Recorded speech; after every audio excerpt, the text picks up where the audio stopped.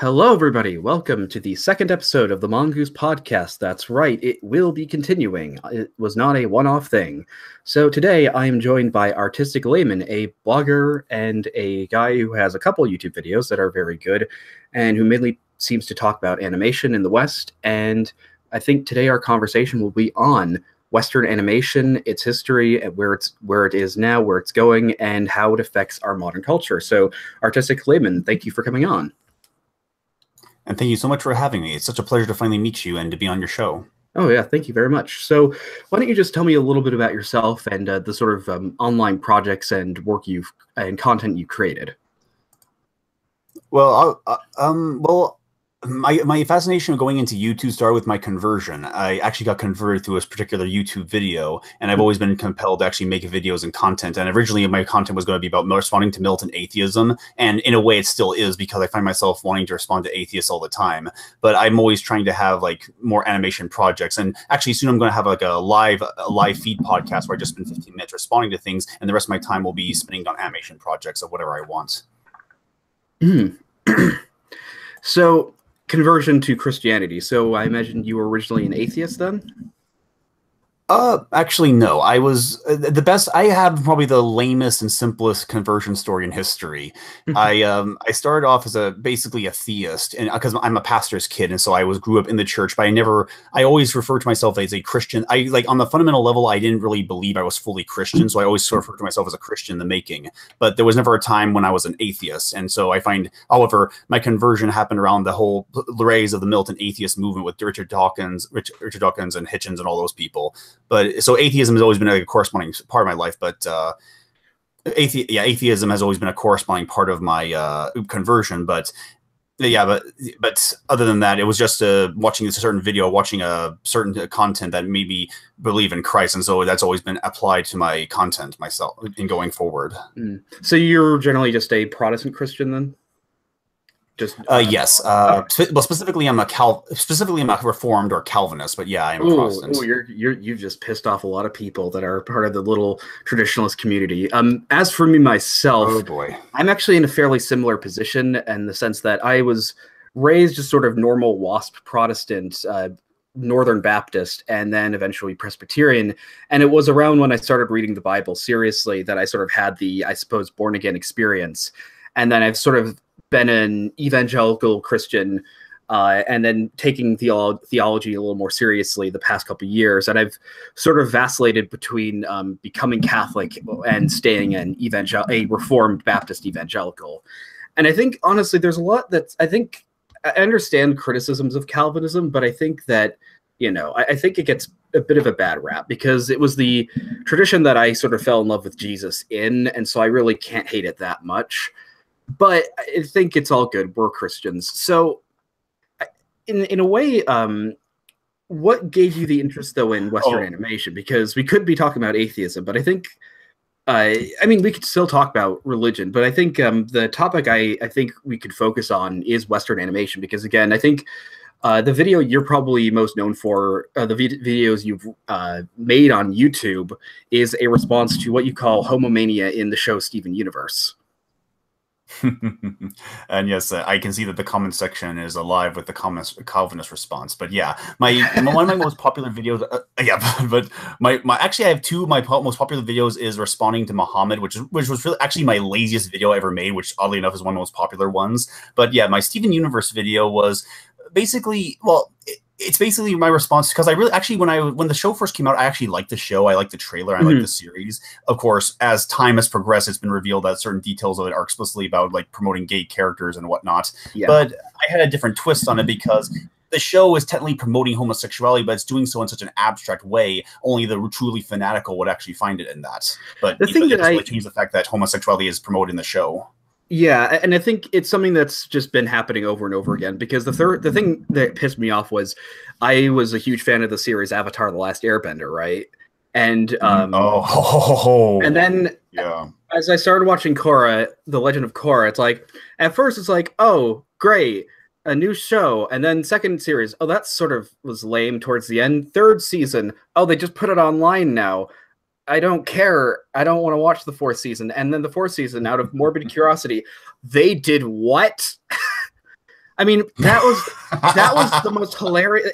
It pissed me off, and it was also hilarious how big of a hole the creators Mike and Brian dug themselves in, where they literally had to make 2 separate Tumblr posts saying, "Hey, yes, we did make them lesbians in the end, and if you didn't see it, you're a homophobe." Oh yes. Oh, that's like, fun. Gee, what's wrong with you people? I mean, never mind the fact the show had to get more hyperbolic and more absurd, and the main character is not really that interesting. But we're just gonna make her a lesbian at the end. If you don't like it, too bad. Have you ever heard of the channel E:R? Yes. Yes. Oh, his review. He basically made the review of Legend of Korra I had wanted to around the same time I wanted to make it, but I just love him just completely ripping it apart and just. But I also just love, like, he's clearly alt-right, and I love how he just sort of slips stuff in there. Like, here's a quick, he's like, he's going to be reviewing a part of the season 2 about the first Avatar, and then it just slips in a little clip of migrants storming through an Italian village. It's just putting that out there. Or even like in Steven Universe, it was made by Rebecca Sugar, a Jew. A Jew! And then when he's reviewing, like, Star Wars Rogue One, how he starts calling the... like, instead of Jews, he just replaces them with gems. And I think what he says, that also includes the ones that became crystal gems. So I imagine, like, Jewish converts to Christianity. But right. I think that what a lot of these shows, because the show that I actually had been watching for a while was Star versus the Forces of Evil, and that apparently as well has turned into SJW nonsense.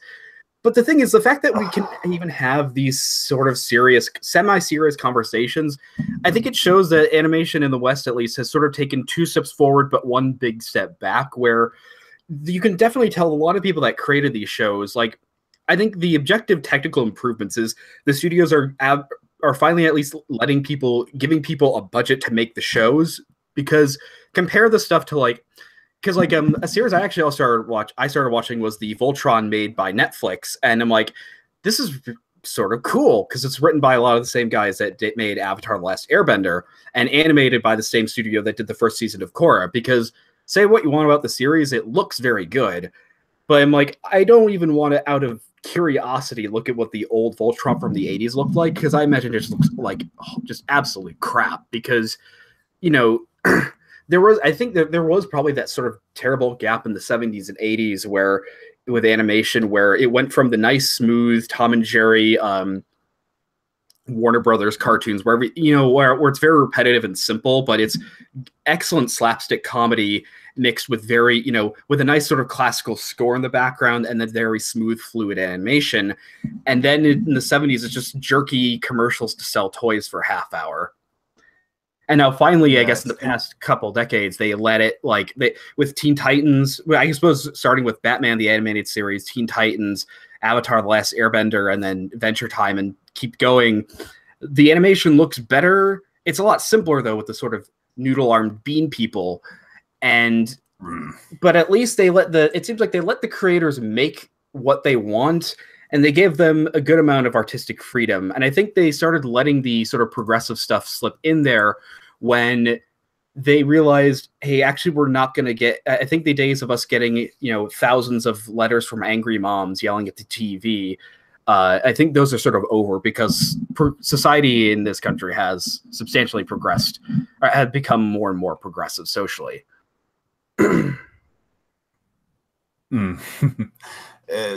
Yeah, well, for me, like, I in preparation for this stream, I was just thinking about there's a fundamental quality difference between the cartoons I grew up with back in the 90s, like Animaniacs, Pinky and the Brain, all those great things from Warner Brothers, and what kids are getting nowadays. Because on the one hand, you're right that there is a certain higher level of writing quality, but there is great. But then I mean, it's not really more higher writing quality; it's just more different writing quality. It's a writing quality that has, like, certain adult themes implied into it, or greater themes attached to it.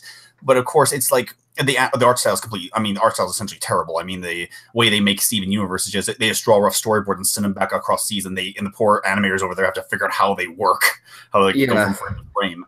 But I mean, I remember like shows having a kind of like heart to them, a kind of... Even Animaniacs, as absurd as it was a certain classical Looney Tunes humor, or a certain character that you can only see in television. Whereas today we're trying so hard to make everything more similar to real life. Which is weird because the animation looks even worse, as opposed to, again, like that's why like that game Cuphead got so much like positive attention, because it was animated to look very much like an old cartoon from the 30s. Both the nice because I just imagine, I sort of chuckled to myself thinking about how like Disney and Warner Brothers would have made cartoons back in the 40s, where you would have just had like 200 guys in suits somewhere in like Burbank, California, just slaving over a desk every day, drawing the same damn little mouse in like 50 different poses for 5 seconds of animation, and they would just keep doing it. And it's like, if they saw now, or we can just make it all on computers, and I mean, a lot of it is rendered in 3D, but they still do a lot of like just actual animation where they still draw it, but the shapes look so simplistic. But in a way, part of it is sort of stylistic, because there was that show, the miniseries Over the Garden Wall, where the backgrounds in it are very sort of artistic and lifelike and actually have a lot of effort put into it, whereas the actual characters are just so minimalistically drawn. They're just like a series of like 5 shapes, and then you're done. But I think I tried watching Steven Universe just to see what it was like, and it's like, okay, I can, to be honest, like I probably would watch it as opposed to something else on some other cartoon that would probably be on, but it's like I just sort of got bored with it because I couldn't stand listening to Steven's shrill voice. I couldn't stand listening to the gems bitching and arguing with each other all the time either. But you can sort of tell, though, in a lot of ways, it seems like with shows like that and Star vs. Force of Evil and a lot of others, it's the people that made them grew up in I suppose the older ones grew up in the 70s and then the 80s, and they sort of wanted a reimagining of the cartoons they grew up with and making it so that with a substantial boost in quality in certain areas, and then being able to flesh out a story a little more, because they both realize, I think studios realize, they can take kids a little more seriously. And the fact that there is a huge generation of people who are adults that are watching this stuff. Like Legend of Korra seemed to be specifically designed around because I was the perfect age when it came out. I was 12 when the original series came out.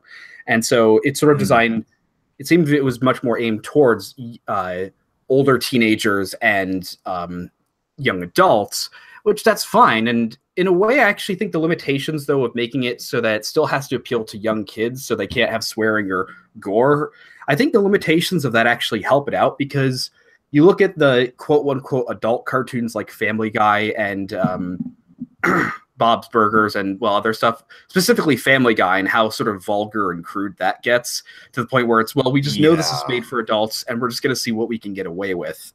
Like, I think there's another channel we watch called Mysterious Mr. Enter, where he does animation videos, or videos reviewing animated series.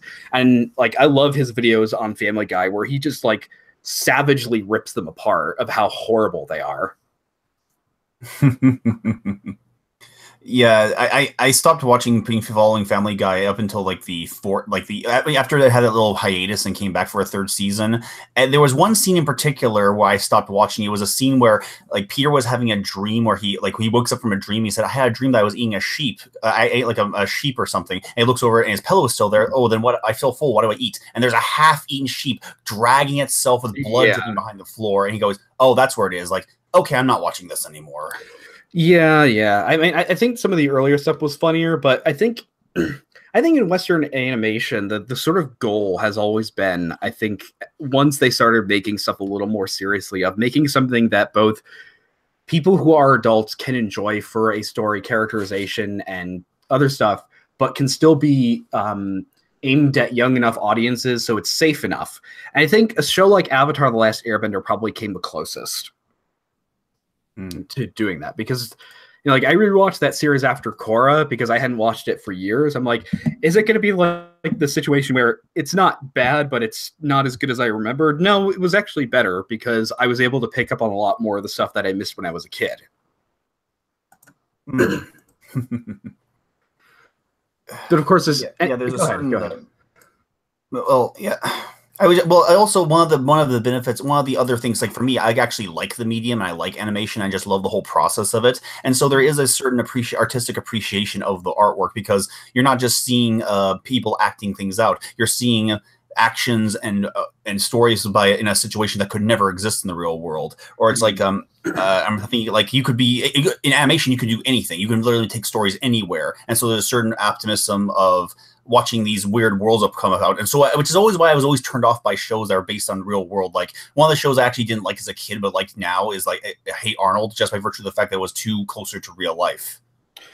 Yeah, I can sort of see that. And I think in a way, obviously kids are going to be much more attracted to something that's bright, colorful, animated, and it's more approachable. But I think adults can also enjoy it in the fact that there is that level of creativity, and you get this sort of you get an abstract art in it as well, like an appreciation of it as a visual art, because all of it is artificially created and so not only do they have to create all the backgrounds and all of the characters, but they have to make them move realistically enough so that you believe that they're real. And I think, obviously, of course, it's going to have to get to this, but I'm, as I think everybody's going to know, I am a massive weeb. So, I am a big fan of anime and manga. And I think that's something that you can clearly tell in so much of more recent animated series that's a massive influence, because the Japanese somehow, I think, managed to bridge that gap with a lot of shows.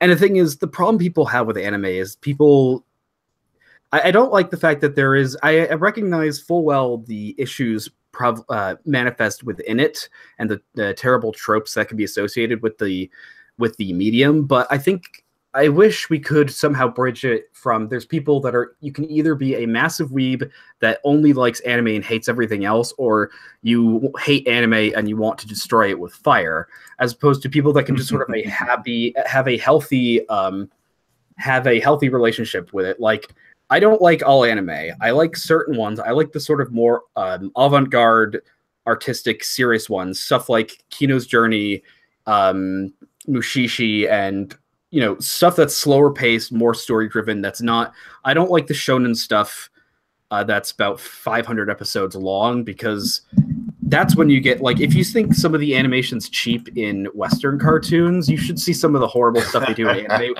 where it's like some of it can be clever, where they just zoom in on a character's eyes so they don't have to animate the mouth moving, but it can just be like, okay, it's been 50 episodes, we have to have another 5 episodes of recaps because we need the budget, or we need to save money.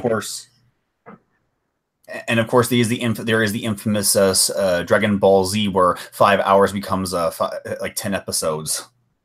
Yeah, and that's why I like the ones that tend to have fewer episodes, that are a lot less numerous, because they can actually condense it down to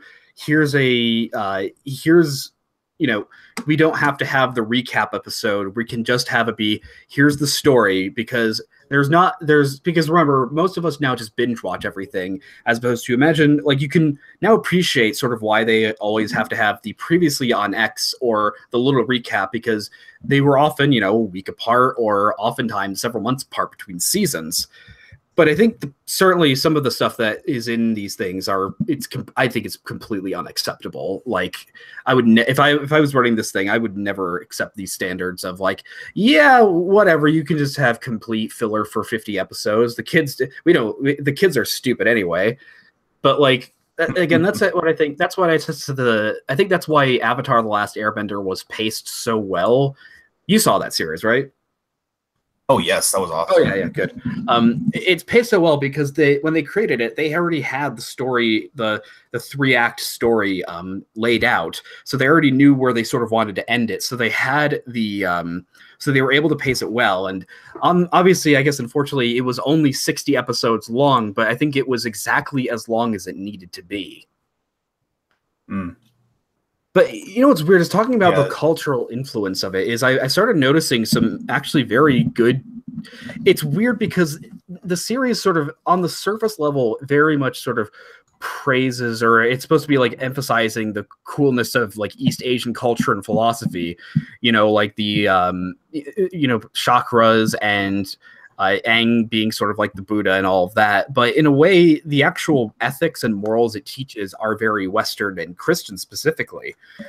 because there was the episode with the guru where Aang is supposed to unlock the chakras. The main characters are supposed to unlock, essentially, for people that haven't seen the show, the main character is supposed to, he's essentially supposed to help bring balance to the world by being able to manipulate all 4 of the elements that most people can't even manipulate at all, and some people can only manipulate 1. And he's supposed to be able to like let go of his emotions and let go of his attachments in order to access this great power. And at the end of it, like before he can unlock the last one, it's the one where he has to lose his earthly attachments, and it would force him to essentially reject the girl that he loves, and he ends up not being able to do it. And so when he's eventually going in the season finale, he runs into one of the characters who's sort of like the Confucius wise man, Uncle Iroh, and he tells him what he did. And Iroh actually instead says, I think you did the right thing, because you chose happiness and love over power and, over power. And then eventually that he's proven right, because he eventually does give up the girl he loves in order to get the power. And then he's immediately shot dead by the villain. And what ends up saving his life is the girl he loves, saving him. And then there's a series where the shot where she's holding up his lifeless body, and it's completely reminiscent of the La Pieta, the famous statue of Mary holding the body of Jesus. And then so her caring about him is what saves his life. And then there's, at the season finale, there's the series finale, there's a amazingly gut-wrenching prodigal son scene where Zuko and Iroh, 2 of the sort of villains, the anti-heroes who end up becoming good at the end. Sorry, spoilers for all of this. The series is like 13 years old, so I don't care. I think most people might have seen it, whatever. The main characters are, Zuko's been struggling to want to capture Aang to get his place as the prince of the Fire Nation back, versus his uncle saying, you need to let this go because it's destroying you. This is not what you should be doing. And eventually, Zuko does betray his uncle, has him thrown in jail, and runs off pretending that he killed the Avatar. And eventually, when he realizes he made a horrible mistake, he runs back to his uncle who's freed himself, and he's begging for forgiveness. And instead of yelling at him, or instead of being angry and rejecting him like any normal person should, his uncle just turns around and embraces him and says, no, I'm not angry. I was just scared because I thought you were lost. And it's like, oh gosh, that's the prodigal son right there. And so it's weird because the takeaway, most people on the takeaway of the show is, okay, cool. Like East Asian philosophy, but the actual ethics are Western and Christian, because it's saying, actually, no, you should not be giving up all desire and attachment. There are certain ways in which that's what makes us human. And, you shouldn't, this whole sort of thing of being honorable, you actually should forgive people. But anyways, yeah, people want me to ask you questions. Okay, so all right, let's start with this. So with all the Western animated series, which one would you pick as your favorite, or some of your favorites? I can't think of all of them offhand at the moment, but I'm kind of very selective, because before, when I was younger, I would just watch whatever's on because I had nothing else. But as an adult, I have to choose my time wisely. But just by default, I'm watching I'm watching Steven Universe whenever they make new episodes, because apparently it takes them 6 months to make a new episode in the middle of a season. Let's see what else is out there. But everything else is a joke of what used to be, because they're remaking Powerpuff Girls, which is obviously an attempt to hawk at like bringing more girls into the show, more women girls to the show, despite the fact it was something liked by all boys and girls. And it's so hard to find something to like. And so I guess I'm just gravitate to Steven Universe by default, just because it's the most high quality one out there right now. It's hard to find anything good out at the moment. Although We Bare Bears is pretty entertaining. What is We Bare Bears? Oh, I think I saw one episode of that. Yeah, I mean, a lot of these. There's no consistent story. There's no consistent story in it. It's just a bunch of the adventures. These 3 bears like walking amongst people and they go on these little adventures. But there's no, I guess when in me growing up, I liked shows that have like some consistency or some nuance to it. Even though I was a big fan of like Bugs Bunny and all that stuff, I'm really attracted to shows that have some sort of story narrative. I think it's weird because the few episodes I've seen of it, it's like this seems like the kids' version of a stoner comedy. I mean, one of the bears is voiced by Seth Rogen, so it does sort of make sense. But I think, yeah, I mean, I tend to like stuff, yeah, that does have more story to it. And I think that's why I'm gravitated more towards anime, because in that sense, there is so much you can choose from. And now, in some ways, them not being restrained by censors can be a good thing and a very bad thing, because on the one hand, it's like you can now just sort of make whatever story you want, and you can make great stuff like Cowboy Bebop, and then you can make it's kind of like the joke of where. Yeah, it's kind of like the joke where you can do like it's kind of like a 12-year-old being told they can do whatever they want, but all they do is say curse words. Like, okay, that's amusing, but what do we do for engagement? No, I think that's Family Guy. I think Seth MacFarlane is a 13-year-old boy trapped in a man's body. Although he is really good some things. Like I really like his the Orville. It's a really brilliant series so far. I've only started actually getting into Star Trek, or I've been watching TNG and DS9, but it's like the weird thing with Star Trek for me is that like it's obviously a fundamentally progressive universe that they're set up in, but I think it's funny that the leaders of the crew of DS9, Captain Kirk, Picard, Cisco, they're like these alpha romantic idealistic men, and it's like how on earth would this universe be able to create this? Like, in what way would in this progressive universe, how are these types of people being able to be produced? Because you look at the sort of progressive society we live in now, and there's a massive crisis in masculinity, where you have you have men being emasculated, they're not being mentored correctly, and it's just like that's sort of the break for me. Obviously, it was made decades before now, where it was not as bad, but it's not a universe that honestly I would be in sort of favor of living in, because it's like, oh, so you got rid of all religion, individual cultures, and nationalities and identities, and you're basically just atheist space communists. That's wonderful. Yeah, there's actually in the Orville there's a series like they essentially said in order to advance themselves they had to get rid of religion, and there's one episode that really irritates me. There's this one scene where they go to a planet that every so hours it jumps thousands of years, and one of the person actually breaks the first the first prerogative and accidentally convinces them that they're she goes out of her way to heal someone, and for some reason that one interaction creates a whole Catholic-like religion. I thought to myself, oh, come on, you guys don't know what religions are. You don't know how they function. You don't understand how religions are formed. People in the modern world don't really even understand how religion works at all, because, again, just the endless jokes of all Catholic priests are pedophiles, all Christians are, hillbilly, George Bush-loving idiots. I mean, no. I mean, and it's a way, I think this is the sort of crisis that you can link animation to, is that whilst it's good that they're being able to tell the stories they want, they're fundamentally, unfortunately, the people that are creating them are overwhelmingly of a progressive persuasion. That there's very few people that are actually making, I can't think of people that are making cartoons now that are actually conservative outside of the ones that are explicitly Christian. Like, I grew up with VeggieTales, and for a 3D animated series in the 90s that was aimed at young kids, it doesn't hold up, but for 3D animation back then, it was actually pretty good.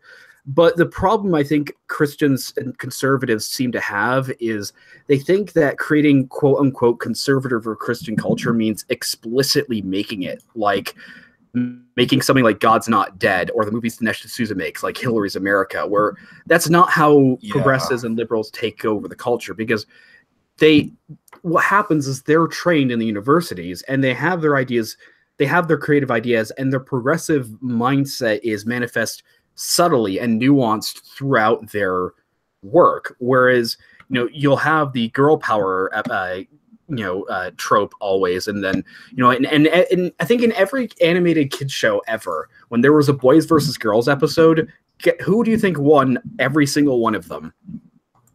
And that's what I was thinking, is like, I would never ever watch, I'm never ever going to watch Teen Titans Go, because it seems like that series was just made to piss off the people that like the original. Well, if you've seen one episode, you've seen them all. Basically, there's no reason to follow it. Mm-hmm. But actually, some people in the comments were mentioning about one particular show that made me think about what animation can amount to these days. What is it? Specifically, the remake of DuckTales. Have you seen it? No, I haven't. Well, I've actually gone back and actually found all the old episodes, and I'm trying to compare and contrast how it is and the difference. Because the new one, the art style kind of annoys me, but only because I understand why it's done. It's a really cheap and very efficient way of making cartoons. But there are certain elements from the original series that are kind of lost in the new series. Like apparently, there's actually two in the new version. Scrooge came, like Scrooge McDuck came to America because he's an immigrant, but he came in the old version. He came because his father wanted a better life for him, even though that's a story. He got his first #1 dime, and so he said he didn't want to leave Scotland because he wanted to stay home and play the bagpipes like his father did. And his father said, no, you will have to do better for yourself. And in the new one, his #1 dime inspired him to go to America and actually leave on his own. And so there's a certain, like, the family connection is kind of lost. Yeah, and I think, that's the other thing. Like watching Disney movies from the '90s, it's like, did anybody ever have parents in these Disney movies? What were they trying to push? What were they trying to show in Disney? It's like, hey, most kids don't actually have parents. I'm like, but I have parents. My parents have been together for 30 years. It's like, oh, like that. That's a recurring thing in anime. Like, where are the are the parents? Do their parents always away? Or are they always there somewhere? Well, I understand sort of why, because having one or both of the parents be dead / missing, it accomplishes one of two things. Number one, if your protagonist is like a teenager or a kid, it gives them a reason to be able to just go out and have adventures, because it wouldn't make sense if they had two parents that were constantly watching over them. And number two, it gives them sort of a edgy character moment, because it's sort of like the Batman thing, where that's sort of the big seminal moment in his life when his parents are killed. But I think it's way overused. Like, have you ever seen the Studio Ghibli movies? Yes. I remember watching My Neighbor Totoro, which came out in 1988. So the same sort of years, I think, at the peak of this, and also the environmentalist movies like Fern Gully. And I was thinking, I just sort of thought to myself, like, what would happen if this movie was made by a Western studio? Because the actual movie is just sort of like a laid-back summer vacation day, like, they meet this fun little forest spirit while their mom is like recovering in the hospital from an illness, and their dad's a university professor. And it's just these two girls having fun. It's beautifully animated, and it's whimsical and great. You could put it in and you can take a nap and you'll feel great afterwards. I imagine if this was made by like Disney, there would be a villain who would be an old, short, bald white guy who wants profits and will tear down this forest. The spirit will talk and be voiced by Dan Castellaneta, and the mom will be dead because you can't have parents. Kids, you don't deserve parents.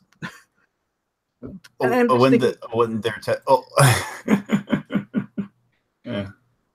Or would it be, or they would emphasize that it's only the mother and the father is nowhere mentioned anywhere, or where yet the father is the bad guy in it somehow. Yeah, the dad would work for the toy factory ran by the old white guy.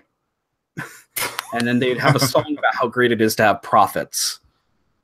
And nowadays, and especially today, they would try to subtly insert a gay character in there somewhere, because every single show on the planet has a gay character somewhere. I mean, this is the thing. Like, a lot of this has to do with the narrative and perspective, because you realize when you're Christian or when you have a fundamental worldview, like, it changes how you view almost everything. It's like a complete paradigm shift in your perspective. Like, there's a great article from the conservative Catholic website, news site, First Things, called "Against Heterosexuality," where it basically says that it's about how the whole concept we have, where there's people that are gay or straight, and that's sort of their sexual orientation, how that's as the progressives say, a social construct. That's not really how it should be viewed. How traditionally people would just say, well, you should be judged by your actions, and okay, you're like, the term sodomite didn't actually apply to homosexual men. It applied to anybody that had that type of sexual intercourse with people. So it could be men with women.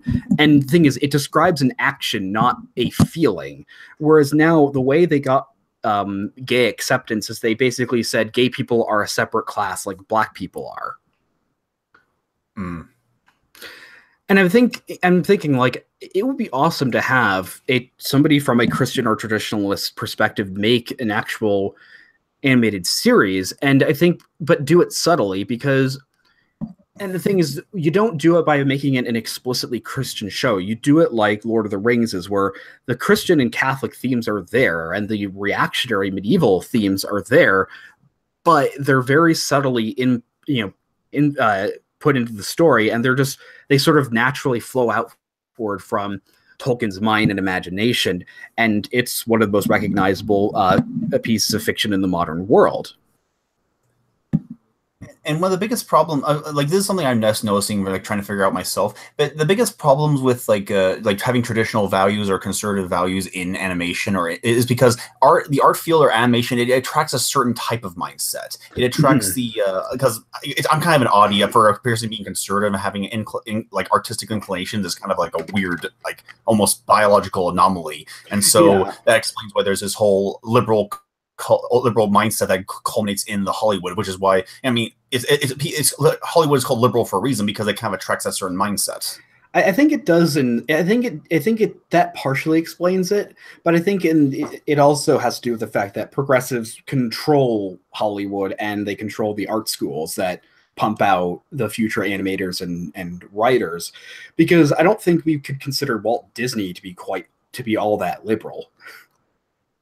I mean, I think the first Fantasia movie from the 40s ends with the singing of Ave Maria. Like, you could not get away with that today. Oh.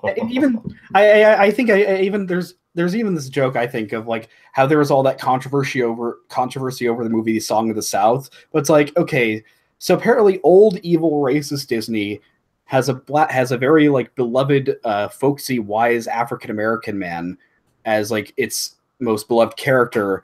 Modern progressive Disney has Frozen with two Aryan princesses singing. What?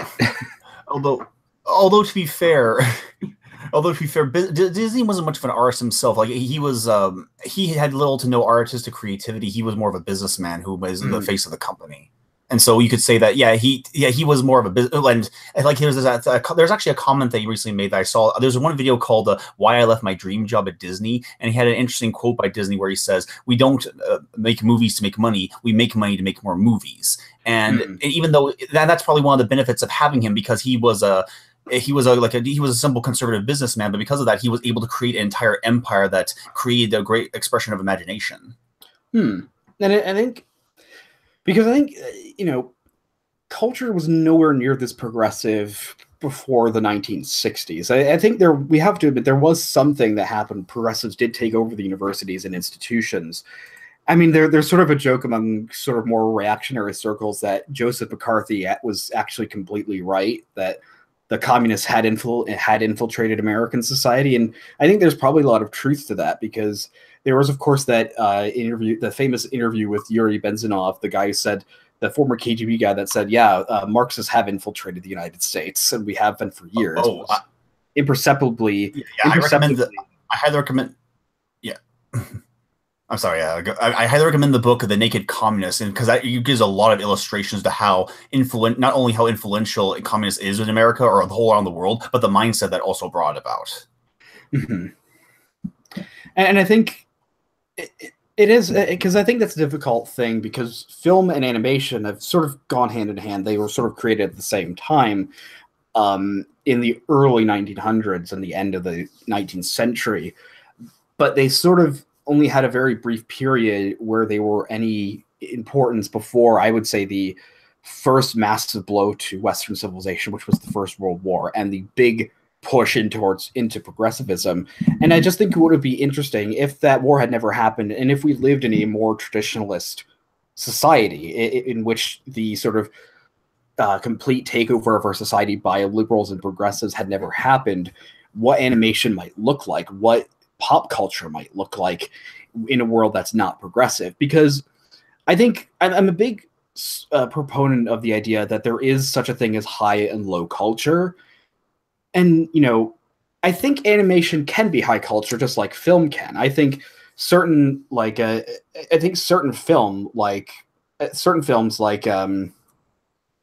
some of the Studio Ghibli movies and anime films, absolutely I would call high culture, but I think Western animation has yet to reach that. I think Avatar: Last Airbender came close, but I haven't seen any Western animation that I could consider to be high art. What would your thoughts on that be? Western animation, yeah, animation doesn't really have like a culture, like aside from Walt Disney, America doesn't really have like a culture of high art. Because, well, you know, like Studio Ghibli is fundamentally different. Like they spin. It is astonishing the level of animation that Japan treats about animation. Even though what's really funny about animation in all its forms, it's a heavily commercial endeavor. I mean, there's a lot of effort and energy and time that goes into these. I mean, I remember one time someone told me there was a Pinky and the Brain episode where they traveled to use the Titanic to conquer the world, and that one episode cost nearly $1 million to make. And it baffles me that we have a certain level of, because I would personally refer to Pinky and the Brain as something not quite high culture, but something like in between, like it's like low level high culture, something that the average Joe can enjoy, but has a certain level of quality behind it. Because I think I consider, like, let's say Avatar to be the series, not the movie, to be the sort of in a similar vein as Lord of the Rings, where it has deeper themes, it has really good characterization, plot, it's, you know, artistically beautiful in its own way, whereas Lord of the Rings obviously was as literature. But I think the fact that I think what separates that from something like War and Peace, Dostoevsky, I know Tolstoy wrote War and Peace, Dostoevsky wrote other books, and what we generally consider to be high art in the Western canon is that they are these things, like, let's say War and Peace, that's set in the real world during a time in history when the book was written. A few decades afterwards, people would have understood very well what that was about. Whereas Lord of the Rings has that, so does Avatar, but I think that, like, it's just below the surface, or it's just not quite there yet, where it can fully sort of express the human nature the way a lot of high art can. But I think, like, one of the best Studio Ghibli films, one I would no doubt consider high art, is not a Miyazaki film, but was Grave of the Fireflies. Have you seen that one? Grave of the Firefly. Oh no, I've seen clips of it. I know the premise, but I never had the chance of seeing it. Because the premise of it is, for the people watching, is it was made in the same, hilariously enough, in the same year as My Neighbor Totoro, 1988. If I'm wrong with the years, please correct me, anybody. But it's the story of two young kids, an older brother and his younger sister, at the end of the Second World War in Japan, where the city they live in, Kobe, has been firebombed, and their dad's missing in the Navy, and their mom essentially dies of her burns, and it's them trying to survive. And the main character, the boy, trying to, like, they're originally living with their aunt, but she's sort of mean and bosses them around, so him and his sister run away, and they end up dying. And it's obviously heartbreaking, beautifully, gut-wrenchingly beautifully animated because of how realistic it is. Like, there's a scene where they go to the doctor, and the younger sister lifts up her shirt, and you can just see her ribs, like how malnourished he is. And it's just like, the detail is grotesque, but obviously that's the point. And, you know, it's the conflict of his own pride versus trying to keep him and his sister alive. And I think that is absolute. And it doesn't matter that it's animated. It looks and it feels so real with the story. I think that's what can bring it to high art. And I think having an animated series like that, especially in the West, that is able to be that real, grounded in reality, is something that's, I think, would be really, really loved. Something that's not just high fantasy, as good as that is, but something that takes place in the real world. Yeah, I probably would not. The problem is I would not be attracted to that show at all because it's too dismal and depressing. Because I watch fiction to be uplifted, not dragged down. And I think that's the balance, right? It's you watch I think the best way to consume a lot of this stuff is you watch stuff like My Neighbor Totoro or Spirited Away to be lifted up with a nice whimsical story, and you also experience the sort of tragedy and dark side of life with Grave of the Fireflies. It's like that's why Shakespeare's so beloved, because he wrote comedies and tragedies. He wrote both Romeo and Juliet and Merchant of Venice. I think being able to balance it out, you think of culture like you think of food, right? Yeah, and there's actually one line that I was just reminded of, something that Brad Bird said, and something he always runs into all the time. It's a quote that he always says: "Animation is not is a medium; it's not a genre." Because in America, and especially in the West, there's always this presumption that animation is for children, or animation is a medium that only can be embraced by children, which is not the case. I mean, the fact that these two different shows, like Totoro and the Grave of the Fireflies, illustrates that's complete nonsense. It's just it's just not the case in Western animation, because Western animation is so it doesn't have like that ability to transcend, like have like a certain transcendence where it could be like a ubiquitous medium where it could have like a great horrible story and a happy story simultaneously. Yeah, I mean there is stuff in Europe that they have there is stuff in, because when we say Western, I think we're more specifically thinking American, because there is stuff coming out of Europe. Like there was the series that made Secret of Kells, which is it was like a joint Belgian, Irish, and French production based on the Book of Kells, which is an ancient Irish text of the New Testament, which is beautifully animated. And it's just like this nice, which is beautifully drawn, the original book. And the movie itself, it's sort of aimed at kids, but it contains some really nice high art stuff in it. And I think... Oh, the Book of Kells, right? Yeah, the movie is called The Secret of Kells, though. It's on Netflix. And yeah. Where was I going with this? But it's incredibly like it has that it's more of a, it's what you would call like an artsy film, where there's just these artistic scenes that have little to no relevance to the plot, but they're just there to show off how unique the art style is. Yeah, and I think when it comes to just the American animation, I think because it seems right now there's now 3 different genres that seem to be in existence. There's the quote unquote adult cartoons like Family Guy, South Park, The Simpsons. I feel so bad for The Simpsons, because it's like, what it needs to die, because then people can remember the good seasons fondly, because I haven't watched it in years, but I just imagine it's sort of going downhill because it's just they're running out of ideas. Yeah, I like what Zero Punctuation said about it. Like he was trying to variety of the star that shines brightest is all the more glorious for its brevity. Or to put it in a more better analogy, The Simpsons have been running for 21 seasons and hasn't been any good since the 5th. Yeah. But like, there's that. Then there's like the SpongeBob and just the stuff actually aimed at young children. And then there's the sort of weird hipster Tumblr millennial shows like Steven Universe they're sort of, in a way you can almost think it's sort of sick, because they're clearly aimed at people older than the TV Y7 rating would imply. But like it still sort of gets away with it though, because these are the best. It's funny because when I run into people, like I tried to introduce it to my, because I really liked it in the first season before the whole gay algaes came out, but I was trying to share it with younger people and like in my family, younger people, and they did not care for it. Like my niece, who was like not even a teen at the time, she saw like, man, I don't care much for this. Let's just watch like SpongeBob SquarePants instead. And I think, I mean, and that's the thing, is that like. I'm wondering if 10 to 20 years from now, when our kids or future kids, like if we sit them down, because I certainly don't want to, I'm scared of what TV shows are going to be on in 10 to 50 to 20 years, because I don't even watch TV anymore, because, you know, I have the internet, and like, I don't really, it's like, I don't even like, I'm now like sort of forgotten the concept of commercials, because I have the internet. And it's just like, I'm afraid of what like TV is going to be like in 10 to 20 years, because I want, you know, when I have kids, like I'm scared of what they're going to be watching. Yeah, I like what Andrew Breitbart said about television because it's boring. I want to go when I watch a TV show. I want to go down to the menu and delete the laugh track. It's like a constant television. Television has a kind of it's like a always constantly streaming always channel, but it's like solid. You can't have any control over it. Whereas the internet, like after I've had access to the internet, I've almost never watched television because it just drives me insane after an hour. And it's just, I mean.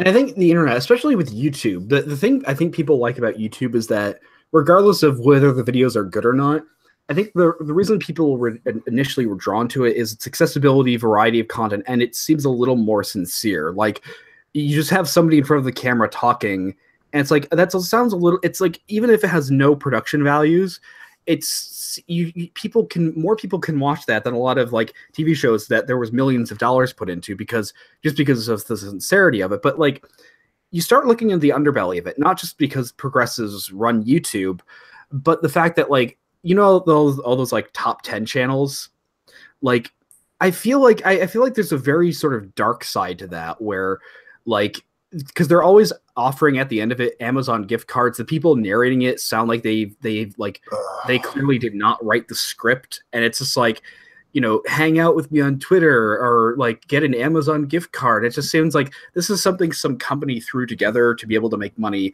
because top 10 videos get views.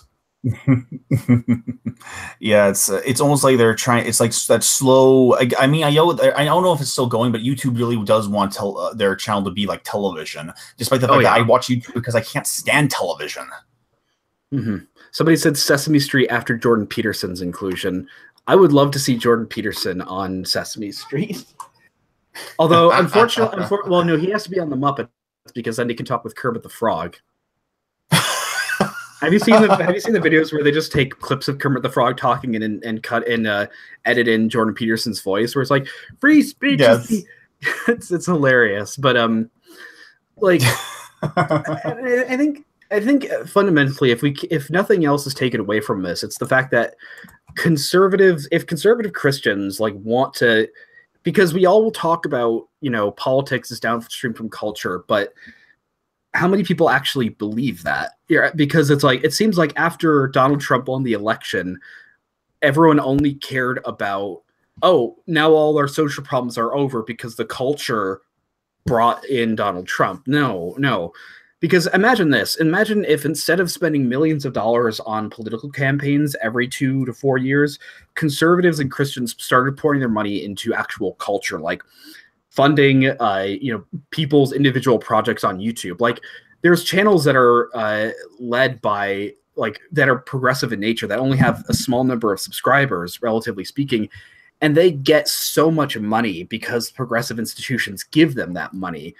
Conservatives need that same thing because of all the things that we're missing, there is a lot of old baby boomer conservatives that have money.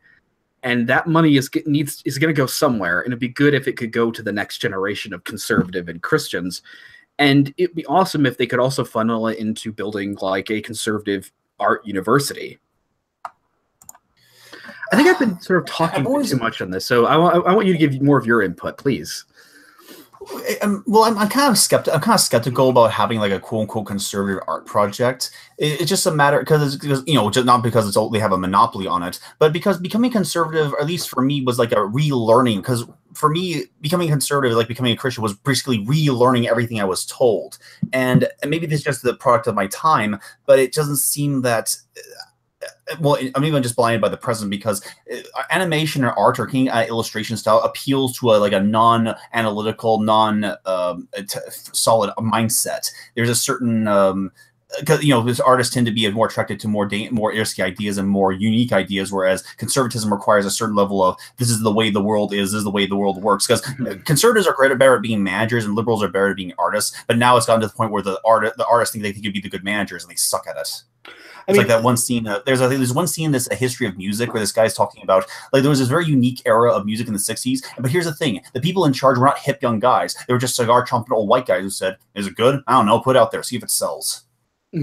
But I think fundamentally, I don't even consider myself to be a conservative. I consider myself to be sort of more of a radical reactionary because I don't really want to conserve what we have now. I think that the sort of uh, I call what we have a zombie civilization for a reason, because I think it has the artifices of sort of American post-war culture and civilization, but it's something that's fundamentally dead on the inside, and it's not something I'm really keen on conserving. And so I think having that creative mindset and being more radical, even if that sort of has a more liberal, as you would put it, or somebody that wants to change or be a more expressive mindset, I think in a way that can be useful for people on the right, because what we want is not to be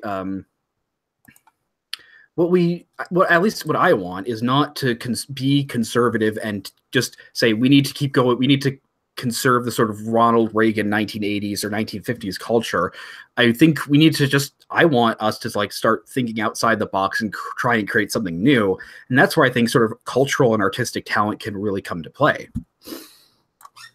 And it's a personal goal that I always set for myself, is to never be cliche. Like when I'm having a conversation, even a political discussion with someone, I always avoid all the talking points that other people use. Even though I fundamentally agree with the talking points, you know, like people say, well, if the gender pay gap was true, people would only hire women. I mean, that's technically true, but it's been so done to death. It has to be a different approach differently. So maybe what we're asking for is not so much something radically different, but actually something conserving the true way, the way of truth and enlightenment, but with a different, with a more modern spin, with something that appeals to more modern mindsets.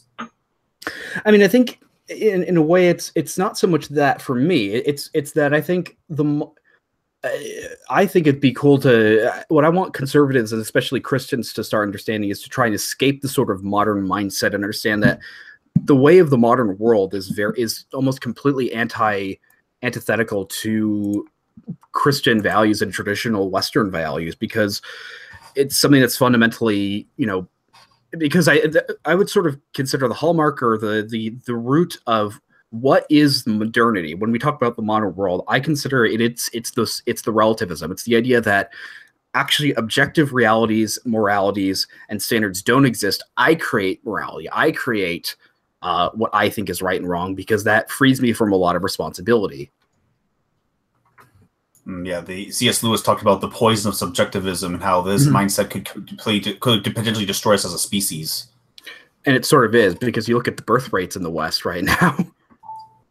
And I think even more than that, I think maybe bringing it back to animation is just because there's so much potential there, because especially if this is going to be what influences kids, you know, I'm just imagining like there could be a really good, because I think what conservatives could really do right is the big mistake they have to avoid is making making something that's explicitly conservative, because the left has done it. They can also learn from the mistakes of the left too, because, you know, one of the big things recently is the embarrassing cultural gap they made is the Bill Nye gender episode, where they did that. They basically made the God's Not Dead version of progressivism, where it's just so blatant. Or, well, there's that show When We Rise from ABC, which is explicitly supposed to be progressivism, the show.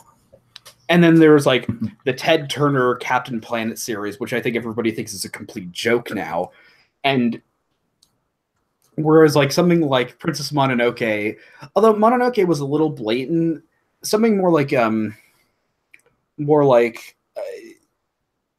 Spirited Away has a bit of an environmental message there, and a couple episodes of Avatar, but it's much more subdued, and it's much better portrayed than anything Ted Turner could have done.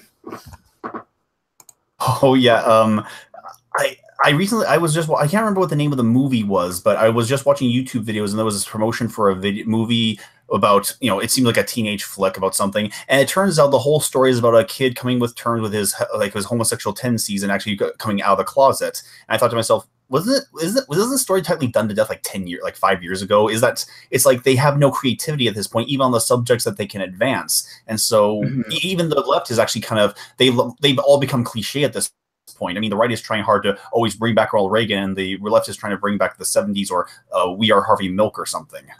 And I think it's because it's partially, I think this has been said a lot as well, but the idea that unless the left is fighting against something, then they have no reason to exist. But even more than that, I think it's the fact that, you know, they have to keep pushing further and further, because how long is it going to be until they start having a trans episode, you know?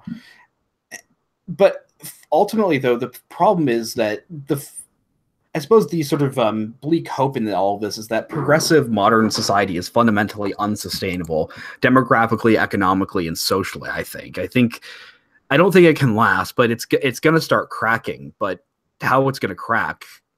Something else I'd like to talk about is a bit of the sort of the pro-feminist, and something I see a lot in culture. And it seeps into a lot of anime as well, where there's a lot of action, even action and stuff that's very popular has a female protagonist.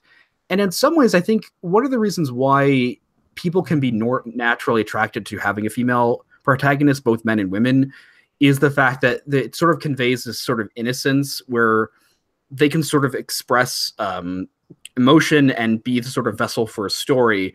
Whereas if it was sort of a male, I think it can be a little too more focused on him as the aggressive protagonist. But I think it's gone way too far. But like going back to the Studio Ghibli movies, like they're sort of known for having strong, quote unquote, female protagonists, but they're strong in a way that makes them feminine. Like Chihiro in Spirited Away, or Nausicaa from Nausicaa. They are strong in actual characters, but they are also very feminine, where as opposed to a lot of Western stuff where, well, I think Steven Universe is a good example where they were the female, like I don't think I would be very upset if I don't want any young boys to be influenced by Steven, because he's a complete loser.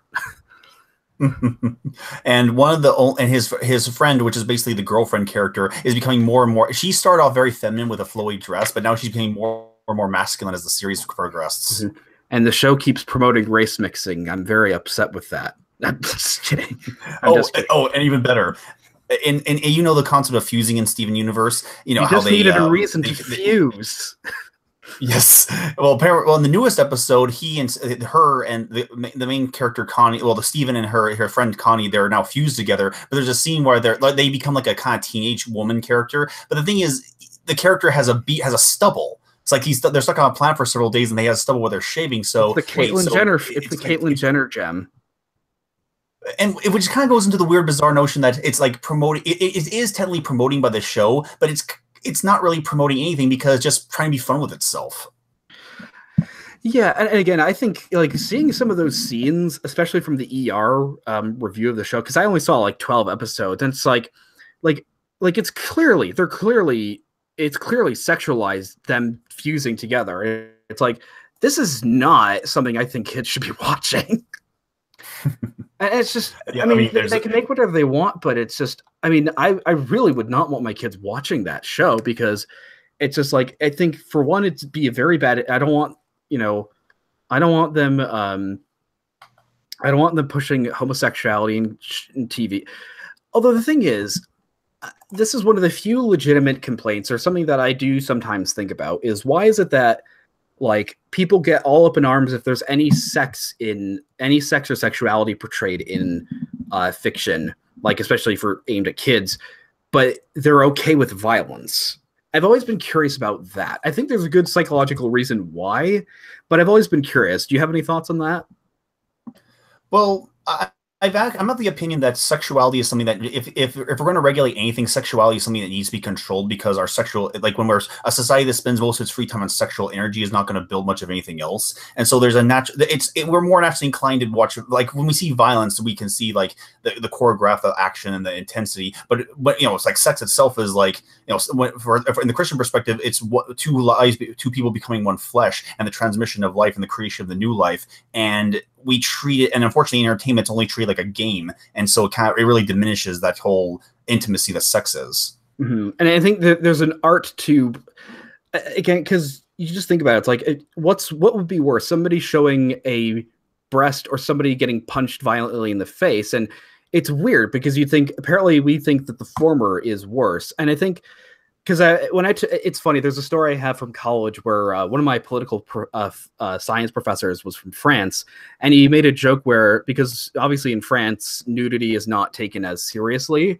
and so it's like when there was that whole Janet Jackson wardrobe malfunction at the Super Bowl halftime game like 15 years ago, he said, like, us in France, we're like, what is the big problem? We have naked people in commercials all the time when we're selling soap. But I can understand why there might be an issue.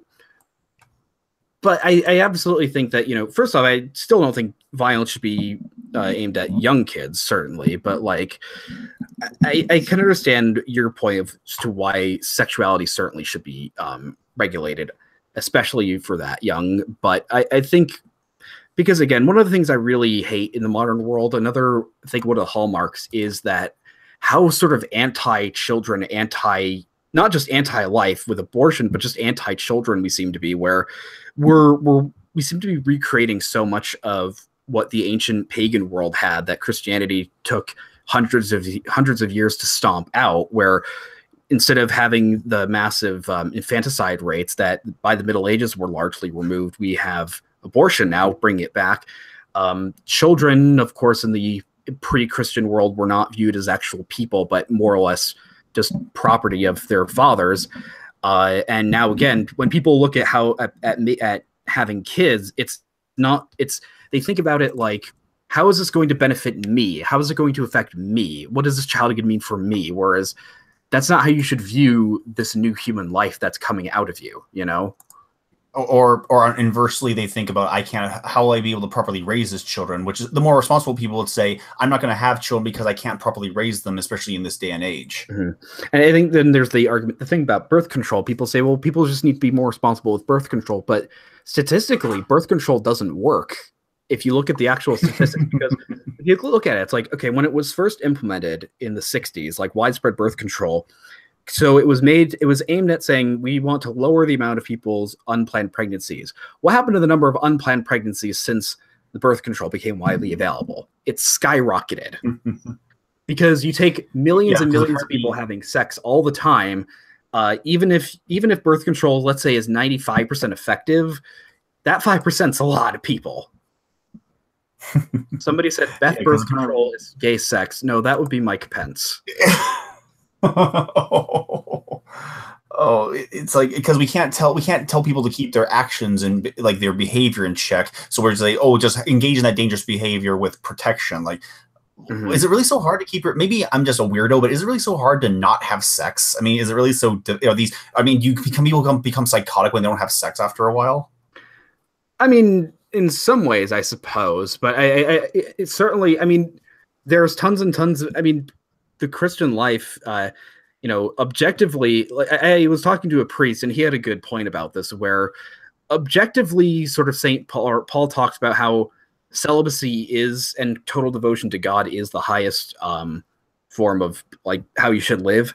But subjectively, some people are should be married and some should be celibate. And it's like, there's people that have been celibate their whole lives and they seem pretty happy. Like most Catholic priests that, I've met have, it's like, even if they're in their 30s or they're older, it's like they it just does not seem to bother them that they don't have sex because they have a higher calling.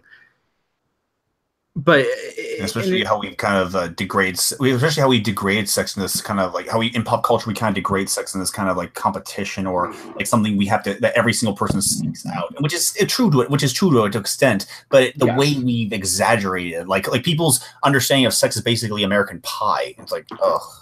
Yeah, I mean, and it's a way where it's like, because the sort of masculinity being measured by it, I understand where it originally came from, in the sense that it's certainly good for you as a man. It's a good measure of you as a man. I think it's fine to have that standard where you being able to get married so you can have kids, and you're being married, that's obviously a measure of you being successful as a man. And I think that's a good objective standard.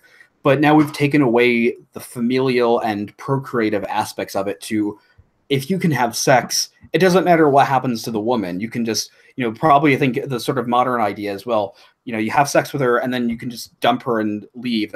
But all that matters is that you masturbated inside another person. apparently that's now the mark of masculinity. Like, I even put this on Twitter. I said, apparently now the most perverted thing you can be is a virgin. It's true. The most disgusting thing you could be sexually in our modern culture is, I mean, after pedophile, but I think it's going to lose out to pedophilia at some point, is not having sex. That's the most disgusting thing people could. How dare you not have sex? Be still my heart. But yeah, like, because I imagine, like, you think about, like, the young kids are having sex and the pearl clutching church ladies are screaming. Now you can have it where the young traditional Christian kids are not having sex. They're waiting for marriage, and these pearl clutching SJW professors are like, oh. But yeah, we've talked a lot about this. It always comes back to sex, but my friend the Beckloff has a stream where he always says it always becomes about quote unquote retard sex. But yeah, and I think back to animation, I suppose, is that yes, that's the subject. But I think, yeah, I mean, what thoughts do you have? We've been going, I think, for about an hour and a half, and I think that's a place where we can start wrapping up. But what thoughts do you have? We can keep going though if you want. Well, I mean, animation requires a lot of capital, and so with a possible economic upturn, even with the supposed crash that happened just today, or I'm still optimistic. I'm always optimistic, even with I'm not much of a one. I can't predict the future. I'm not one of a prophesier or any kind, but there's always an option of actually improving, because it's not so much a matter of just having the stories. It's not having stories made. It's not a matter of like having the access to the capital to make the stories made. It's just a matter of wanting to put the stories out, because people have this idea that people need to be part of the studio, or people have to be part of this other greater capital backing in order to make a story. But anyone could do that. I mean, I want to do, like, after this is done with my current animation project, I want to just do like storyboard stuff or Animax stuff where I can make my stories, even though they'll be fully animated. It'll just be me just making my own stories. And I think, but because I think that, like, that's one of the avenues I think has opened up recently that has made the progressive run studios and institutions weaker, is that people do have the option to just create things themselves because you have crowdfunding now. But I think it would be even better though if I suppose we still had access to, because there is conservatives that have a lot of money, like somebody's paying the millions of dollars to go to these political campaigns. Somebody's paying the millions of dollars to get God's Not Dead 3 made. I'm thinking, imagine if that money was spent on helping some conservative young Christian just create something like an actual story that he or she wanted, and you could actually start making actual cultural production that's not just open propaganda, because that's the stuff that turns people off. Because you can't just talk, because unfortunately we don't live in the days of Paul, where he could just go to Athens and say, here's the true God, and people immediately say, this is way better than our horrible pagan gods, we want to be Christian now. People have been sort of so conditioned to be resistant to Christianity. You have to sort of goad people into it, like you're trying to help a baby deer. One of my favorite creators is Doug Tennepool, who was the creator of Earthworm Jim and recently made a game called isn't he a Christian? Oh yeah, he's a Christian. It's like interesting. Like, it's not so much that there's no like explicit Christian themes in there, like in Earthworm Jim or anything else. But it's just that it's just nice to know that Christians can actually make a living in the entertainment industry. And so maybe it has to be a shift from the message of Christianity to Christians actually working in the industry. And I think it's interesting too, because I was never into it, but the whole Five Nights at Freddy's thing, the guy who made that, Scott Cawthon's apparently also an evangelical Christian, and he got famous because he made because originally, like, the games he was making were just like these Bible games that nobody liked, and they said your games suck because the characters look like weird animatronics. He's like, and now I think he's sort of a scumbag, because, well, he knows he's making money, and you can't really blame someone for making money. But I think there was never any real, because I was curious enough to look at the stories in it, but like, the quote unquote, no, I think it's more just like him leaving just enough to put the puzzle, to like put together a few puzzle pieces, but there's nothing any There's nothing ever really there. Somebody said the guy created Fairly Odd Parents as a Christian. Interesting. Huh. Oh, Hartman. Cool. But I think we've been talking for a good while. I would love to have you back on again. This was a great conversation, but I want to keep the podcast episodes to a reasonable length. So any closing thoughts you have? Well, look for if I guess my only thing to close with, if there's some good artwork that people you want to support, maybe find a way to support them. And just my closing thoughts. If you want to check out my channel, it's just Artistic Layman on all the different channels. So and I'll link that in the description. So thank you so much for coming on. Have everybody. Thanks for tuning in to the Mongoose podcast. I am Fritz Imperial signing off.